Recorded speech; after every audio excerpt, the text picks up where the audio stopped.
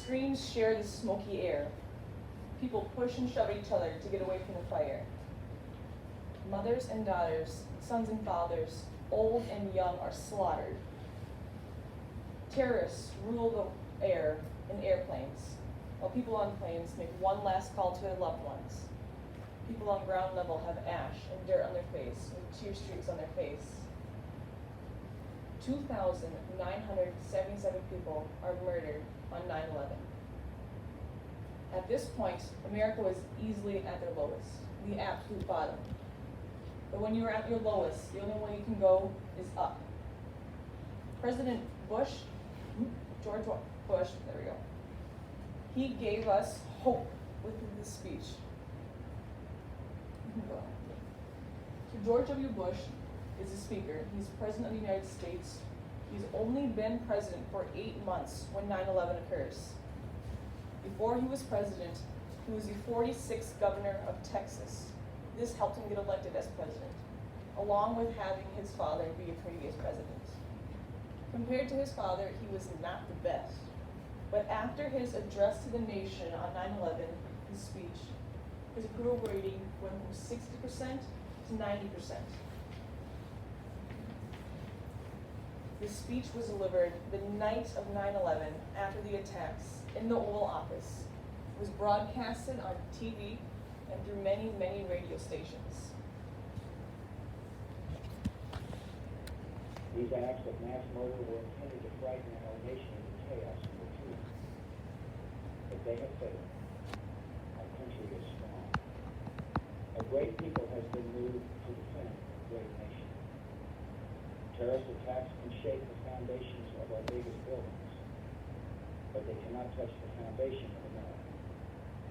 These acts shatter steel, but they cannot bend the steel of American resolve. America was targeted for attack because we're the brightest beacon for freedom and opportunity in the world, and no one will keep that light shining. Today our nation saw evil, the very worst of human nature, and we responded with the best of America. You can go to the next slide. So before that, what he had just said, all he talked about was that 9/11 occurred and that people were murdered. So significance today. At this time, the message of the speech was that America must stay strong, even when we're at our worst. And it was clear that when he said that. Right now, this can be applied because the country can seem divided with politics, especially the presidential debates and everything, even the Black Lives Movement. But we need to remember that we must come together to achieve normality, even then, at 9/11 and now. This will remain today too, because it was a recent speech. It was only about 20 years ago. So the people who were most people are still alive when it happened, and they still remember the impact this speech had on them after 9/11. Another significance is that it brought world leaders together. Leaders of every nation came together and acknowledged America to help us get back on our feet after this attack. Even today, America is still making ties with nations. We will continue to do so in the future. So why it will endure. After 9/11, no one had hope. The best country in the world had just gotten attacked for being the best. This speech persuaded everyone to get back on their feet and to have hope. After the attack, no one knew what to do. How could they? This speech kept forcing people that Bush was saying it is okay to be sad and to be upset and desperate right now, just as long as we know what to do afterwards, and that's to go back to normal. Bush's speech gave people a light at the end of the tunnel to go back to normal. You can go to the next slide.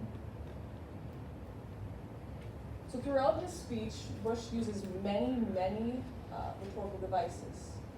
This one up here, Antiposis, he says, "Today our fellow citizens, our way of life, our very freedom." He uses the word "our" 3 times to emphasize his speech and to say America is together. We will always be together. And the next one for an analogy, terrorists can shake the foundations of our biggest buildings. They cannot shake the foundations of America. Foundations is used in two ways here. It is literally the words in which America was built off of, the founding fathers apparently. And then two, it is also the belief that citizens have in America. Even now, in 2020, 9/11 affects everyone and always will. And that is because we will always come together no matter what. And then our last one is a sentential. This reading from the Bible, even though I walk through the valley of the shadow of death, I fear no evil, for you are with me. Bush says this to give everyone guidance in their first step into a new life, back to normality. And go to the next one. Pathos, ethos, and logos are used everywhere throughout his speech. For pathos, it's in the prayers that he sends out. The words grieve, shattered, and security has been threatened touch everyone throughout the world. Ethos. He addresses himself as I, the president. Doing this, he establishes trust with his citizens and gives them guidance. With logos, he is describing the scene with watching. Everyone in the entire country was watching these planes and the buildings fall. He uses words, planes falling in buildings, fires, and buildings collapsing, just to emphasize. Bush's speech gave people hope, pride, and patriotism. We came together during the worst time in America. His address to the nation will always be remembered as a guide for America to follow, even when we were at the worst. Thank you.